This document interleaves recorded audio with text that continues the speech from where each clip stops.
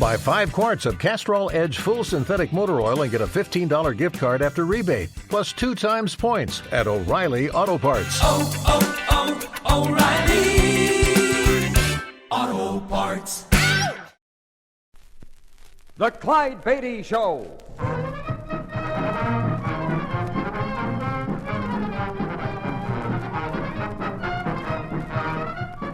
The world's greatest wild animal trainer, Clyde Beatty, with an exciting adventure from his brilliant career. The circus means thrills, excitement, snarling jungle beasts. The circus means fun for young folks and old. But under the big top, you see only a part of the story. The real drama comes behind the scenes, where 500 people live as one family, where Clyde Beatty constantly risks death in the most dangerous act on earth. This master of the big cats has journeyed to Africa and India, hunting down his beasts in their native jungle. All of this is part of the Clyde Beatty story. Here in Mr. Beatty's own words is the adventure he calls God of the White Nile.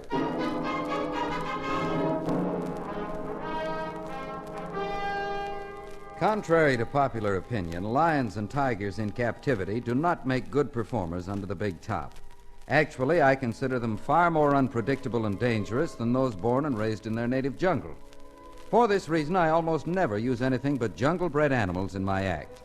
Most of my charges are purchased from wild animal dealers, but sometimes I mix business with pleasure and spend my vacations on extended hunting expeditions. One such memorable trip took place several years ago in Central East Africa.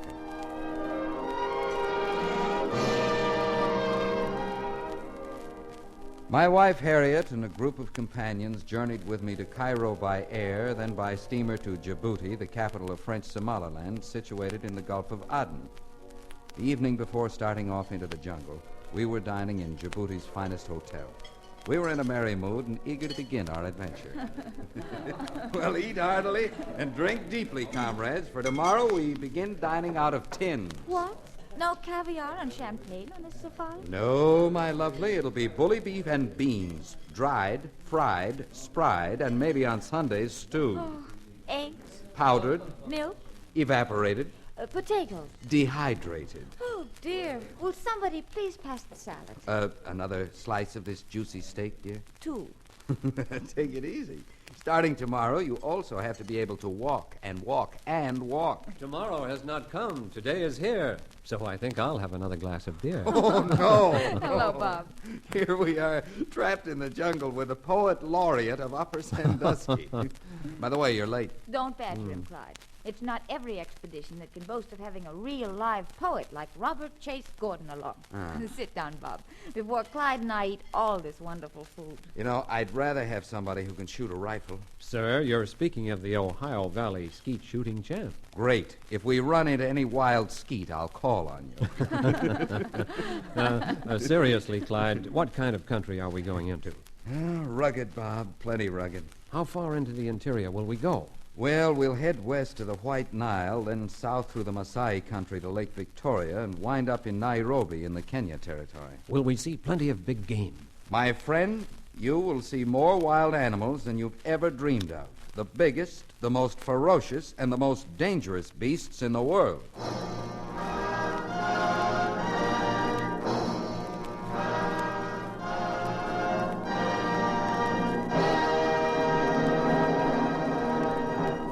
We return to Clyde Beatty in just a moment.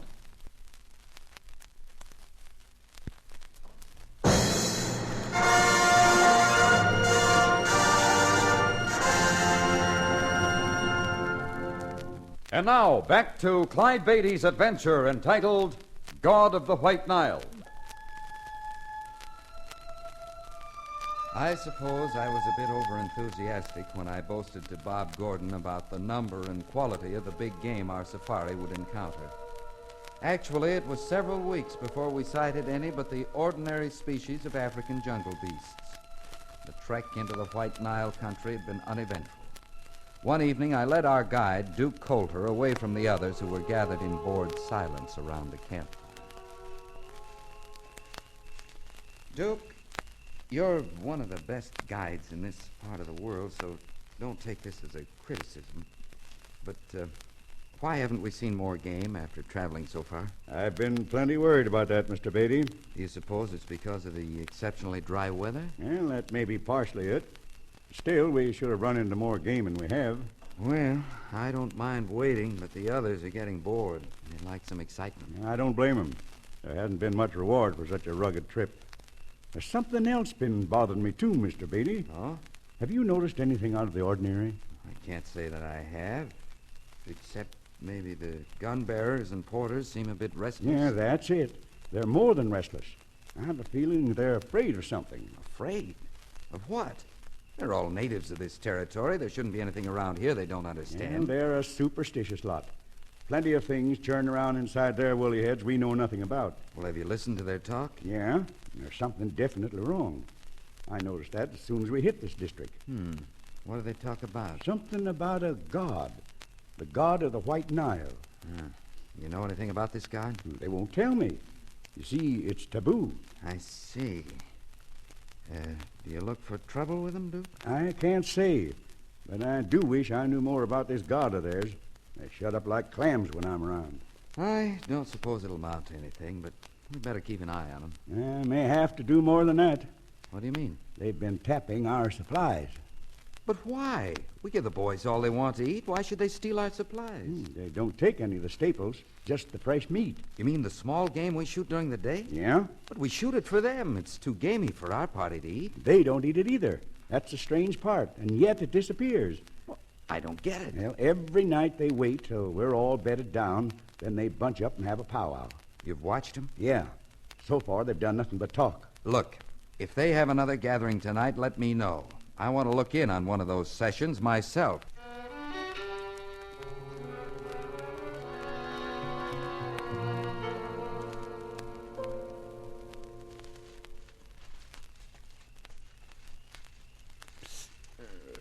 Mr. Beatty. Mr. Beatty. Oh, it's you, Duke. There's a gathering of the clan in progress. Good. Where are they? A few hundred yards back of the trail in that big clearing. The powwow just started. Well, let's go. A few minutes after Duke Coulter awakened me, we were hiding in the brush watching one of the strangest rituals I had ever seen. Our native boys were squatting on their haunches in a tight circle in the center of the clearing. In the full moonlight, their bodies glistened like oiled ebony. For what seemed like a long, long time, the 8 natives sat still as statues. Suddenly, one of them threw back his head, raised his arms high, and spoke. His voice came to us from across the clearing. As he spoke, there was a flash of steel as 8 knives were drawn and held at arm's length overhead. What was it the leader said, Duke? Well, let's see. Petaliza, that means one has been vexed. Pantanisha, Patana, is we unite in agreement. Then Punjika, it is not to be broken. What does it mean? Well, it seems they're doing the equivalent of drawing straws. There's a dirty job to be done, and one of them has to be selected. Yeah, that's about it. Look, they're getting on with it. The leader lowered his knife and slashed at his breast until the blade was stained crimson with his blood.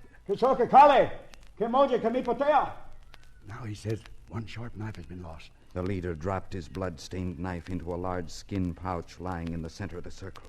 In turn, each of the others dropped his knife into the pouch. He says 8 sharp knives have been lost. The leader lifted the pouch and shook it carefully. When the knives inside were thoroughly mixed, he lowered the pouch again. One by one, each of them reached into the pouch, withdrew a knife, and placed it before him on the ground. The one who drew the blood-stained knife was the leader himself. The chosen one nodded his head in agreement, got to his feet, and marched solemnly to where a smooth, heavy stake had been driven into the ground. Without another word being spoken, the other natives proceeded to lash their leader securely to the stake. This completed, they disappeared into the jungle, leaving the chosen one alone in the moonlight. That does it. The one who slashed himself has been elected. For what? I'm afraid it's a sacrifice, a human sacrifice. But that's awful. Oh, not to them. They're satisfying some god or other. The one that's been vexed, I suppose. Yeah, and he's probably that god of the White Nile they've been chattering about. Well, this is one election I'm calling off. Oh, wait. Don't interfere. But the other natives have gone off, and we can't let that man die. There's nothing we can do for him. If we free him, he'll run for the others. He'll kill us. The victim himself would help them. Who or what do you suppose this god of theirs is? Well, probably an animal, evidently a beast of prey they've been feeding with our small game. Now he requires a bigger offering. Well, this has gone far enough. Don't move. I told you the natives consider this taboo.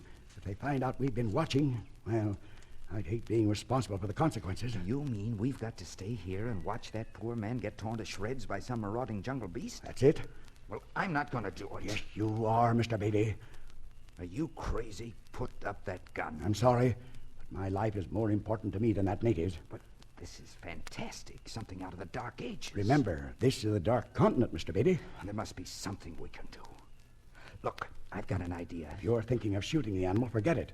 They'd massacre the lot of us. No, we couldn't kill it. But since they think it's a god, all we have to do is prove it isn't. That, my friend, will be the trick of the week. There's a way. Namely? We'll have to show it up, prove it to be ineffectual and impotent against a superior being. And just who is this superior being? I don't mean to sound immodest, but I can handle that animal.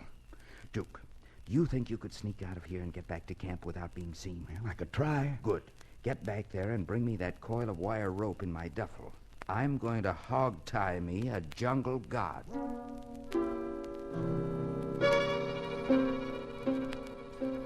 The next 10 minutes were the longest I've ever spent.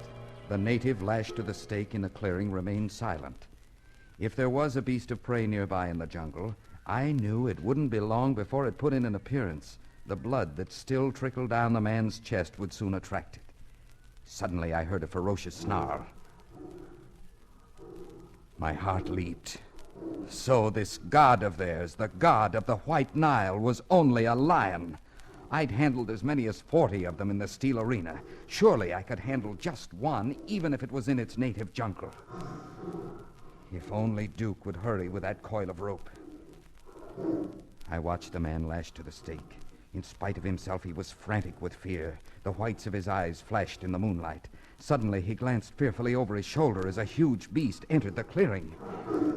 What I saw was too fabulous to believe. It was a lion, a tremendous one, but not like any lion that had ever been seen before. From the tip of his twitching tail to his snarl-wrinkled nose, he was completely white. A white lion. No wonder the natives considered him a god. For a moment there in the moonlight, I thought so too. The magnificent animal posed momentarily at the edge of the clearing. Then, still snarling, he advanced slowly toward the terrified native.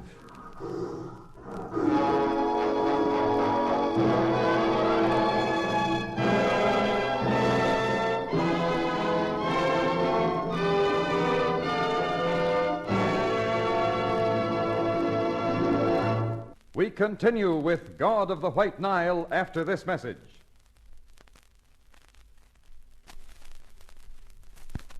And now, back to Clyde Beatty and God of the White Nile.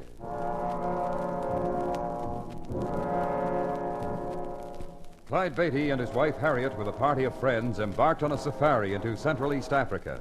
For several weeks, their journey was uneventful, except for the increasing restlessness of the native gun bearers and porters. In an effort to determine the cause, Clyde Beatty and the guide, Duke Coulter, observed a ritual in which the natives prepared a human sacrifice to placate the god of the White Nile. Now Clyde watches as a native, lashed to a stake in the center of a clearing, is stalked by the most fabulous beast ever seen in the jungle, a pure white lion. Slowly, majestically, as if taking only what was his due, the white lion advanced upon the helpless native who now was almost unconscious from fear. There was a rustling sound near me in the brush. It was Duke Coulter, and in his hand was the coil of wire rope I'd sent him for. Duke, you made it just in time. Look, there's your god of the White Nile. A white lion. It's fantastic. He's magnificent. No wonder the natives think he's a god. What are you going to do? I'm going to capture that animal alive. He's getting ready to spring at the native. Duke, I'll need your help. I'm going to distract him. When I jump out, dash over and release the native. All right, but then what? I'll do the rest.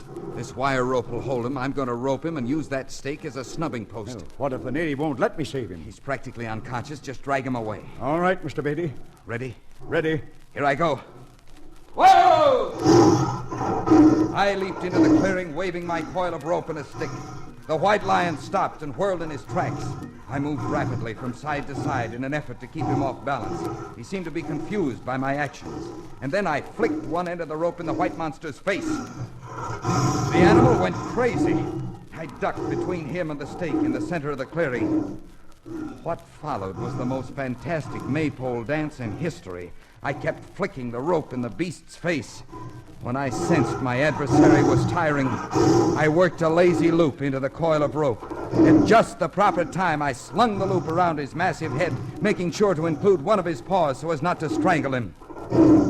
In a flash, I made a half-dozen turns around the stake with the loose end of the rope and stepped back to watch the frenzied animal lash at the bonds that tied him securely to the stake. You've got him. You've got the white devil. I've got him, all right.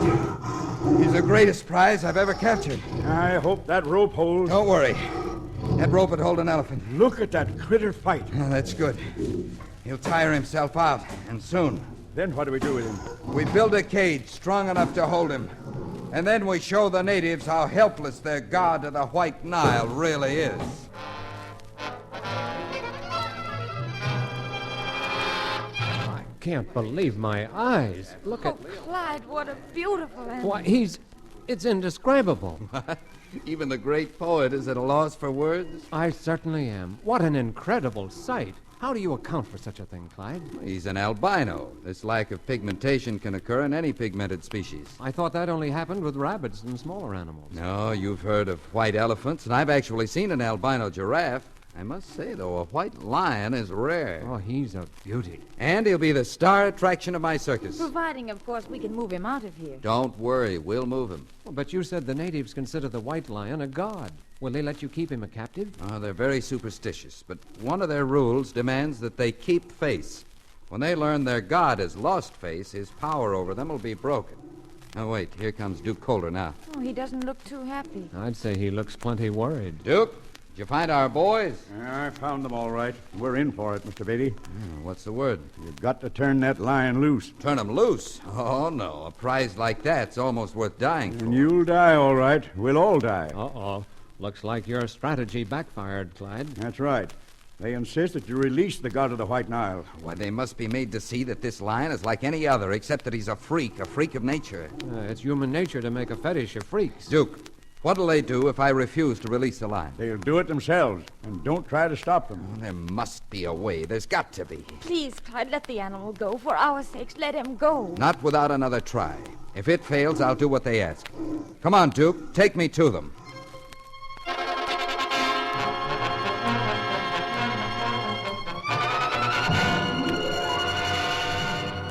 I followed Duke Coulter for about a mile to a tiny native village hidden in the jungle.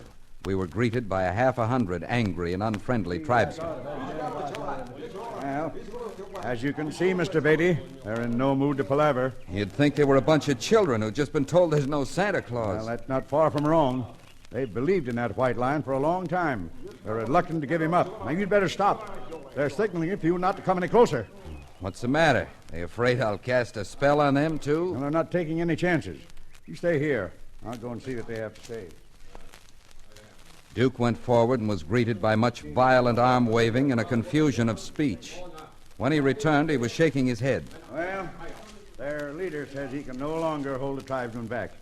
If you don't release the white god immediately, you and your friend will be destroyed. Did you tell him about the lion being nothing but an albino, a freak? Yes, and I think he understood. He's a pretty wise old bird, but he's having a tough time trying to hold back the young bucks. They're hot-headed and spoiling for your hide. I'm going to try something. If it doesn't work, I'll give in. And you better make it good. Tell them that this so-called god of the White Nile has no power over me or them. Tell them I have proved this in hand-to-hand combat and that I'll do it again for all of them to see. Hey, take it easy. Aren't you taking on quite an order? Don't worry. This'll be the easiest scrap I've ever had. Yeah, what about that wire rope?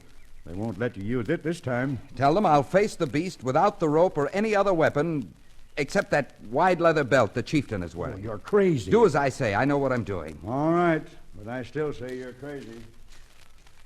Evidently, what Duke told them I would do impressed them. They agreed to accept my boast. Now, all that remained was for me to face the white lion with nothing but a 3-foot length of leather belt.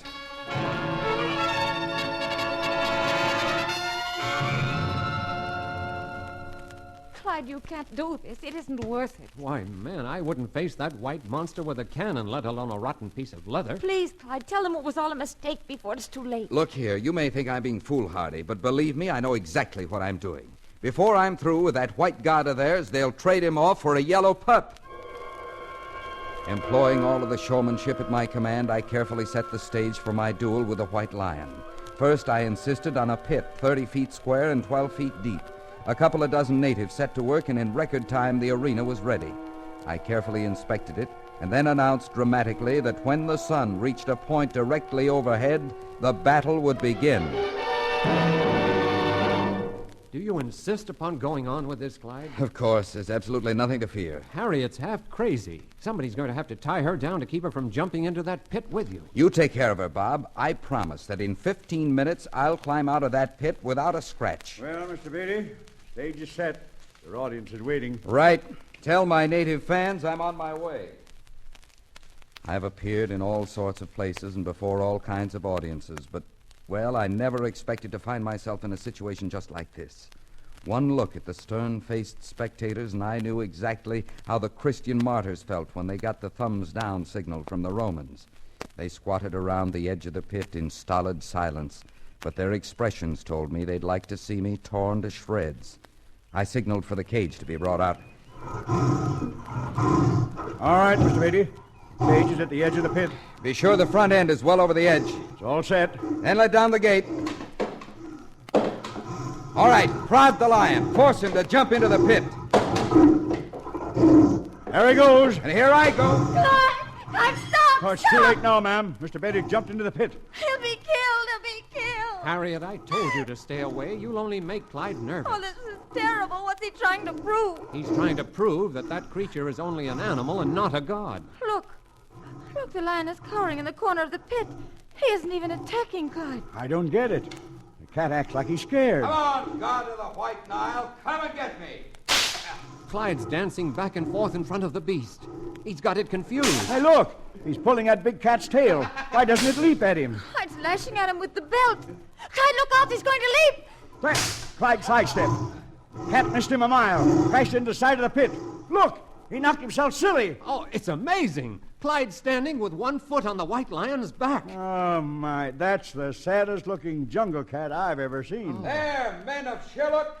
What do you think of your white god now?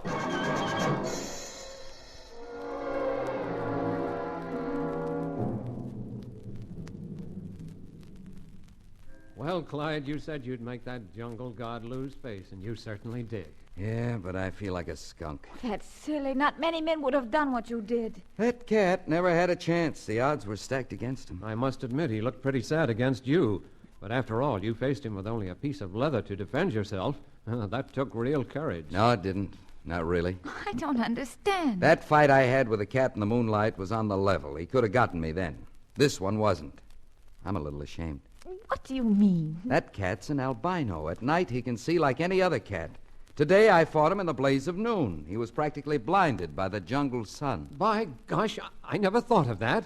Albinos can't tolerate bright light. Well, I thought of it. I hated to do it, but we were all on a spot. I had to take that advantage. Well, blind or not, you were still trapped in that pit with a killer. Mr. Beatty, it worked like a charm. The natives have liquidated their jungle god. Liquidated? What do you mean? Well, I know how much you wanted to have that cat, but, well, they've killed him. Oh, no. Clyde, that's too bad. How the mighty have fallen. Sure. They thought he was a god. When they found he wasn't, they destroyed him. But it's just as well. That's right. They never would have let us take him out of here anyway. And if we'd turned him loose, the other lions would have killed him eventually anyway. You see, animals, like some men, can't tolerate anything different from the herd. Maybe there's a lesson in this. I don't know.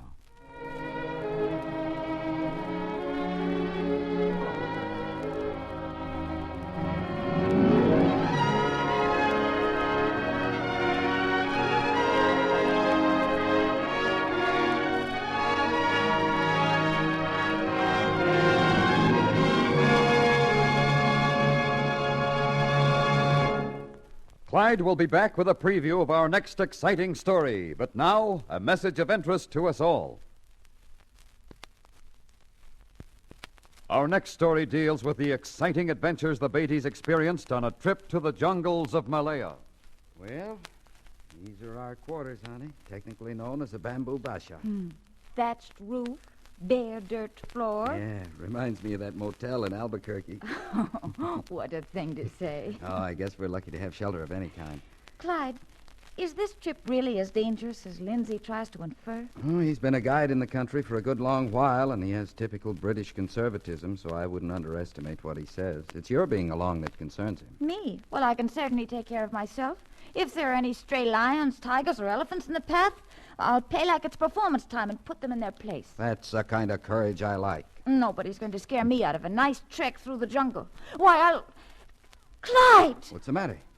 There in the door, those eyes. My brave little wife was terrified at the sight of an innocent native boy who stared at us in curiosity. But when the going really got tough, Harriet came through like the trooper she is. I'll tell you all about our Malayan journey on our next broadcast.